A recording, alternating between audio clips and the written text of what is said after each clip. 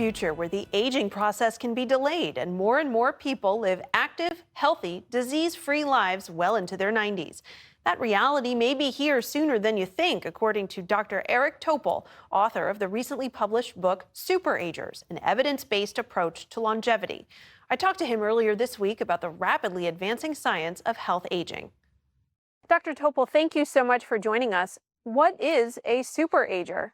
A SuperAger we could roughly define as somebody over age 85 who's never had cancer, heart disease, or any sign of neurodegenerative disease. And what research were you undertaking that led you to coin this term and identify this population? Yeah, well, we actually called it the Welderly study. It was a very long study of 7 years to find 1,400 people, and we did genome sequencing of this 1,400 person group, and we found very little of genetic underpinnings to explain their remarkable health span. So what are some of the keys to becoming a SuperAger, and is it ever too late to start trying to become one?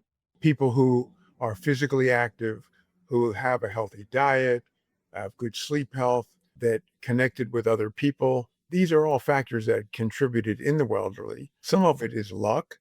Some of it, of course, is genetics, but that's not a dominant thing. And the biggest thing that I think we've uncovered beyond that study is that the immune system is playing a critical role in keeping people healthy at 8th, 9th, and 10th decade of life.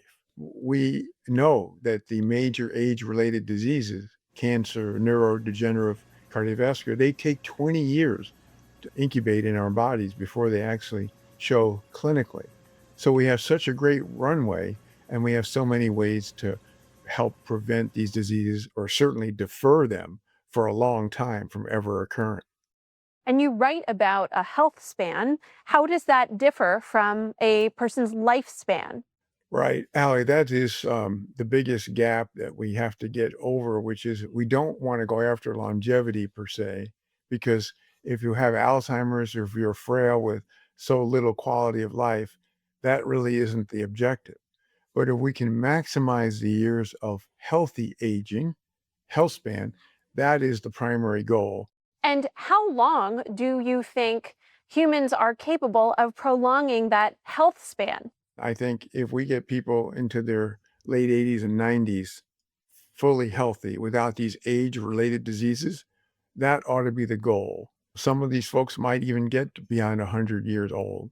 But if we just get over 85, age 85, that's a huge improvement, because right now, the average person 60 is in what we call the elderly group. These people have at least one chronic age-related diseases, if not multiple diseases. So we have a long way to go to flip from the elderly to the welderly, super-aged people. How important are genes and family history, in other words, the factors that we can't control, to predicting our health outcomes? There's no question that our genes do have some role, but I think that's been overestimated. It's much more the things that are, as we know, these critical lifestyle, behavioral factors that play such an essential role.